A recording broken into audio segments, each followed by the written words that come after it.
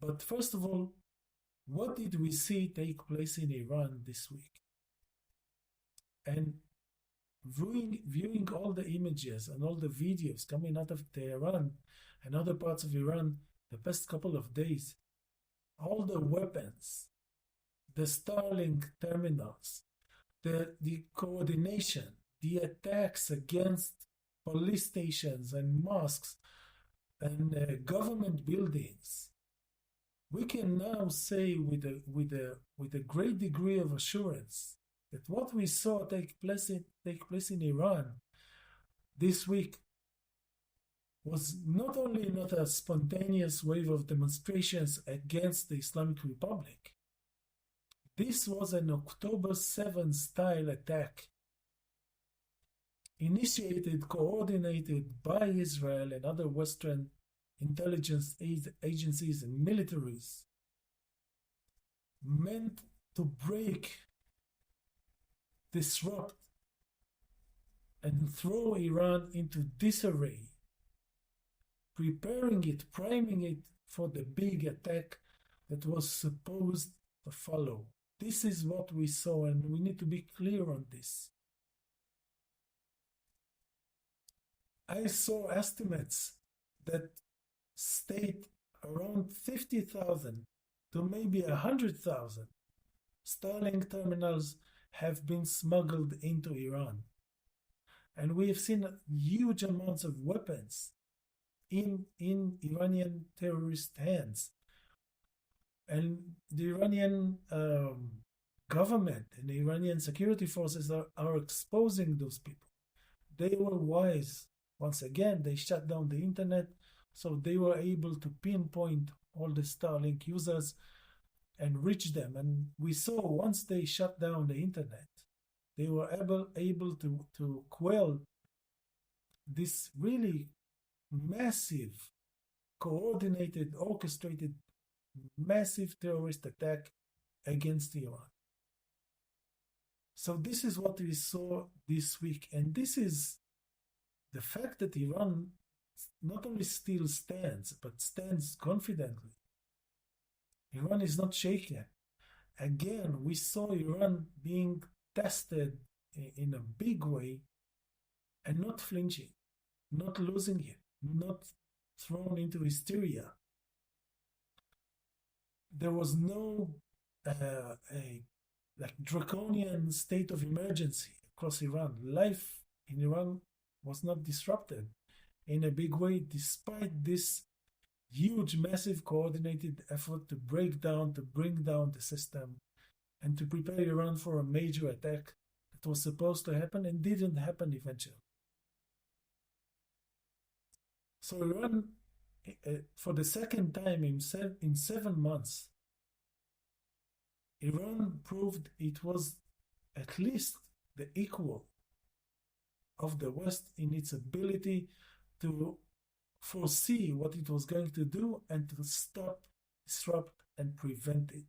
So this was a major, major week in the history of not only modern Iran and Western imperialism, but in terms of how world affairs are being shaped at the moment. Because we always repeat this.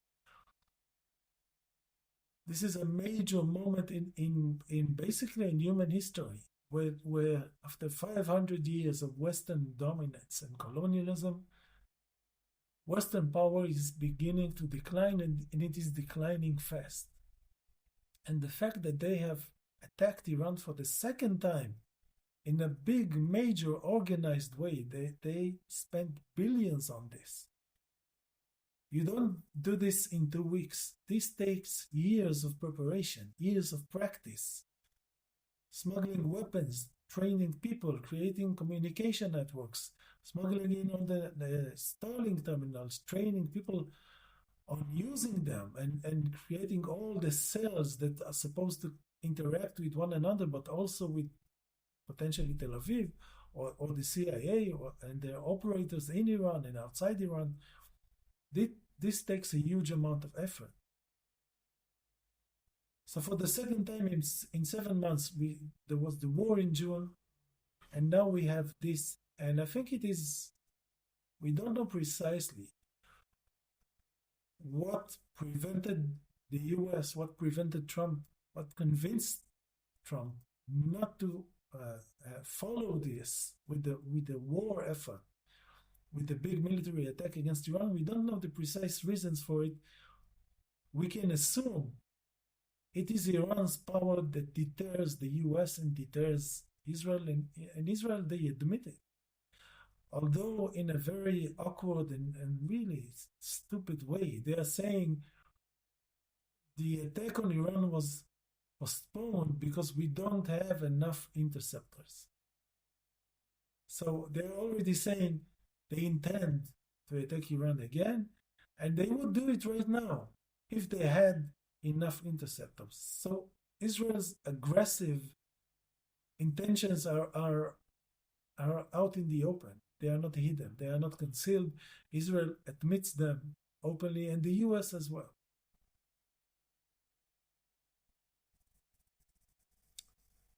But something in the way this massive wave of internal terrorism in Iran took place, something about the way Iran was able to identify it, work around it, infiltrate it, stop it,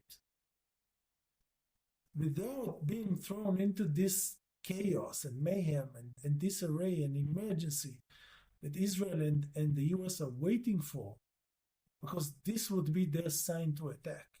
If Iran looks like it loses control, like it lost control, this would be their sign to attack. We weren't even close to something like this. Throughout this week, Iranian officials, the foreign minister, the president, everyone we saw were calm, were composed. They were focused. They were not scared. I mean, no big major military government or military compound was under threat of being occupied by these terrorists and demonstrators. So we can assume this was the reason the US didn't follow through or didn't follow this Israeli orchestrated terrorist attack in Iran with a big major military effort. And as I wrote after the 12-day war, because we live in this crazy atmosphere of brainwashing, of Western propaganda brainwashing, we are being blindfolded, and we are being prevented from seeing the real significance of what Iran has been able to accomplish. Had Iran been shaken or toppled in the 12-day war or this week, the course of history would be different. If Iran falls, then Western colonialism may be here to stay for another century.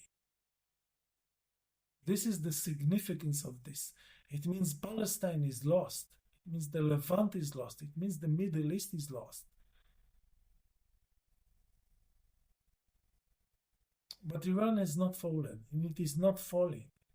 It just gets another chance to prove how skillful and confident and capable it is. And this is amazing. This is a country that's being attacked in a trillion ways. I mean, just think about the number of foreign agents that have entered Iran throughout the years in another attempt to destabilize and to coerce and do all the stuff that the West does in countries it doesn't control and doesn't own and doesn't run.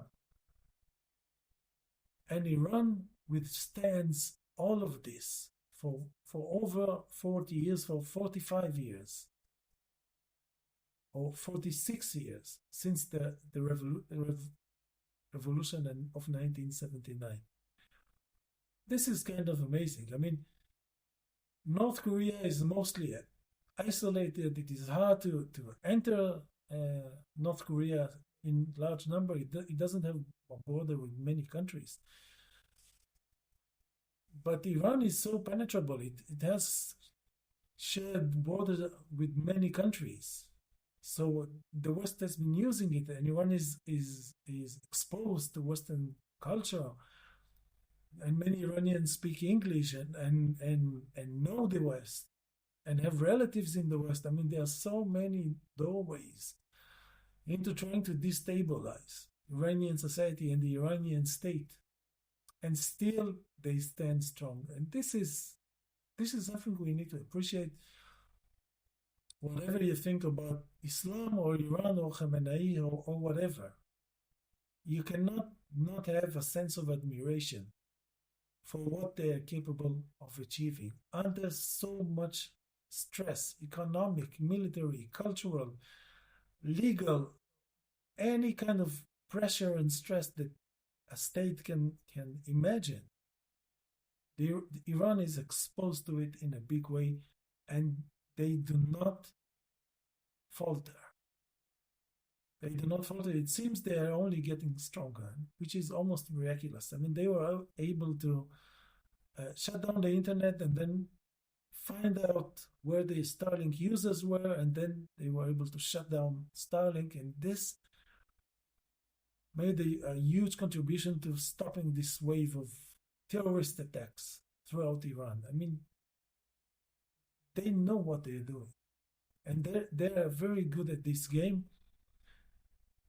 And I want to ask some interesting questions. I mean, this which go beyond the military and intelligence aspect of it, which is already interesting. But to me, this is not the main part of it. If you look at culture broadly, and if you look at the anti-colonial struggle, if you look at the geopolitical scene in our time, I mean, there are so many more questions that we can ask about what's happening in Iran and other places, and think about them, because they are really fascinating. They are really fascinating. And the question I want to ask first is, why is the West failing in Iran so badly? A big part of the answer is the strength of the Iranian state itself. Okay, the strength of Iranian ideology. The fact that these people mean what they say, they are not corrupt and bribable set of people. You cannot bribe Khamenei. You cannot bribe a million other Iranian representatives and people in power, because this is not the type. These are ideologues. They believe in what they do. They believe in Iran. They believe in an Islamic Iran. They are committed to anti-colonialism, to decolonization, to the fight against the US and Israel. This is a deep ideological commitment. But this is only half the explanation. There's another part of it, and I want to talk about this as well.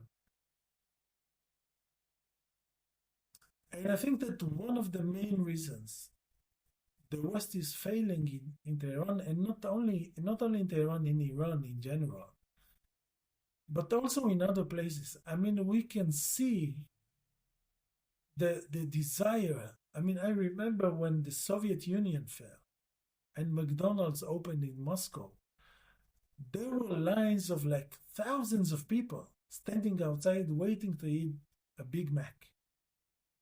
It was in 91 or 92 or 90s, around that time. I mean, the charm, the appeal, the dazzling appeal of the West was very, very strong. Today, it is no longer the case. I mean, in every country in the global south, there is still a big chunk of the population whose biggest dream in life is to watch Netflix every evening and to eat McDonald's and to order stuff on Amazon. I mean, it's undeniable. They exist, this set of people. But you can almost feel how their share of the population is decreasing. And it's decreasing because the West is not as appealing as it used to be in the 60s, 70s, and 80s. Not ideologically, not economically, not materially. Definitely not in terms of its values. I mean, the West has a lot less appeal in Iran today than it had 30 years ago. 30 years ago, or 40 years ago, or 50 or 60 years ago, the West could sell to populations it was trying to colonize that it represents progress and liberty and freedom and a convenient life. And this you won't have to worry about anything. If you just join the US, you won't have to worry about anything. You'll have everything you need. You'll have color TV and movies and TV series, and you'll have whatever you want, and you'll speak English, and you'll work on your accent, and maybe you'll sound like one of us. And you'll be free, and you'll be sexy. You'll have a great sex life, and everything will be wonderful. Everything will be wonderful in shining colors. But this is no longer the case. The West is not appealing anymore. So we are seeing the same phenomena. I mean, I'm sure we're seeing this in Iran right now, but we are also seeing this, for instance, in Russia. Many Russians are still charmed by the West, but I think a growing number of Russians are not as charmed with the West like their parents may have been 20 or 30 years ago. And it's the same in Egypt, in Saudi Arabia, in anywhere you look, in Africa. I mean, the anti-colonial struggle today is supported not only by ideology, but also a recognition that the West, while presenting itself as a shining promise, is really a very hollow kind of promise. It is not real. The promise of economic comfort is not real because people can see Westerners struggling to buy food, struggling to buy a home, struggling with all their commitments, struggling with having to work so many hours just to make ends meet. The West is not this shining promise of comfort and luxury and ease. Everything is easy. Everything is just push a button and you have whatever you want. People already know this is the brochure, the PR. This is the marketing material. This is not Western reality. People now know that joining the West is not only being politically and ideologically destroyed and having your humanity destroyed and colonized, but there's no material comfort that comes with it. You're not going to be better off. You're going to have to work more hours, and maybe you'll get a coffee machine, and it will be like you'll have a payment plan for your coffee machine or for your iPhone. Is this the big dream that the West is trying to sell us? And politically, it's even worse. The West used to present itself as this, again, shining example of free speech. This is not Soviet Russia. This is not Cuba. This is not like Latin America under the communist dictatorships. We are free. We can say whatever we want. We can say, fuck the president. But now people have seen that in the free and liberated West, when you can say fuck the president, you cannot criticize Israel. You cannot ask many fundamental questions about how the system works. You cannot question capitalism. They're actually moving to criminalize this in the US. You're not supposed to question capitalism. Everything that creates the miserable life that so many Westerners have, you're not able to question anymore. And you are able to question this in China. If you live in a place in China that's not being developed, that's not getting attention, it's okay for you to ask, why are we being left behind? In the US, you are not allowed to ask this question. The political culture forbids you, and you cannot ask this. And there's no one to ask because the denial of responsibility is a core value of American political system. The system is built on the state denying responsibility. It is not responsible for delivering education, water, healthcare, infrastructure, roads, trains, and so on and so on and so on. This is how the system is built, to deny responsibility. So you don't even have anyone to ask, and you don't have the training how to ask a political question because you grew up in a system built around the denial of responsibility by the state. So people are asking themselves, wait a second, where is this promise that they made to us, that they made to our parents? Just join the West and live a happy, carefree life of comfort and freedom. Now they see you don't have comfort and you don't have freedom. The two big promises of Western capitalism have been proven to be lies, to be empty.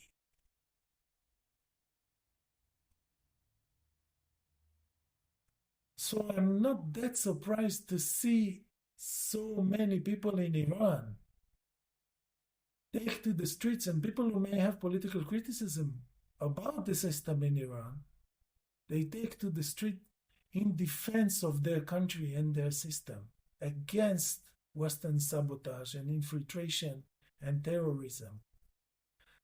It's not only because they adore Khamenei and they admire his leadership and encourage and identify with his values. It's because they already know the Western promise is hollow and they cannot believe it anymore. And they saw one country and one society after another who believed this promise getting wrecked and destroyed, getting robbed. So they don't want to join the West. Even Western people don't want to be in the West anymore. I mean, just yesterday we saw the Canadian Prime Minister in Beijing signing a trade agreement with China, independent from the US. Even inside the US, you see more and more people, despite having no training and having no vocabulary to speak a political language, they know that the promise is hollow and empty, and it is a lie. They want no part of it, even if they are Americans, and they don't hate their country. They don't hate their people, but they can see the deception and the lie. So the promise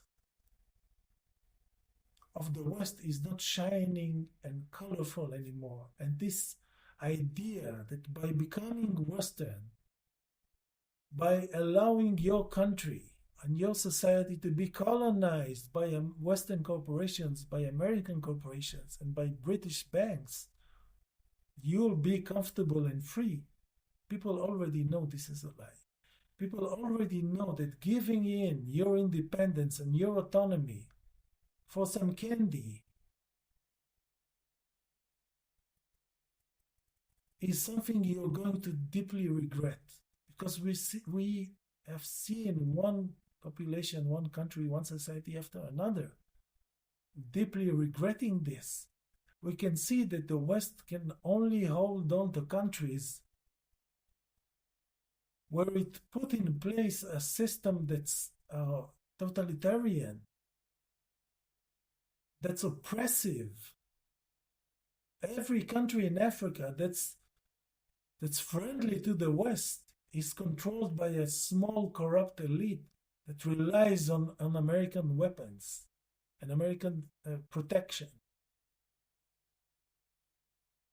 And people are not stupid, they can see it. And they could also see the Gaza Holocaust. They could also see the genocide. They can also see Palestine. They can also see what Western values really stand for. They can see the murder with their own eyes. This is not stories by their grandparents.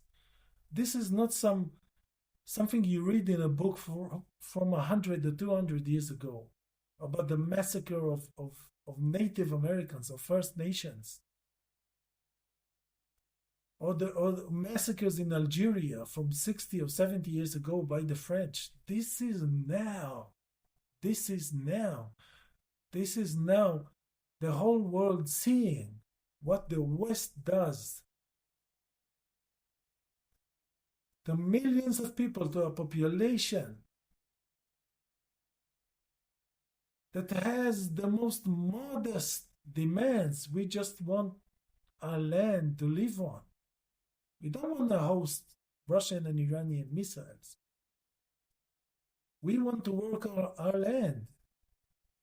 We want to live among our olive trees and our groves and our hills and towns. And Israel is annihilating and exterminating, and the West continues to fund and arm and defend Israel. Over 2 years of genocide. You think people don't see this in Iran? Or in Egypt, or in Saudi Arabia, or in Lebanon, or in Syria, or anywhere else? Or in anywhere else in the world, in China? People can see it.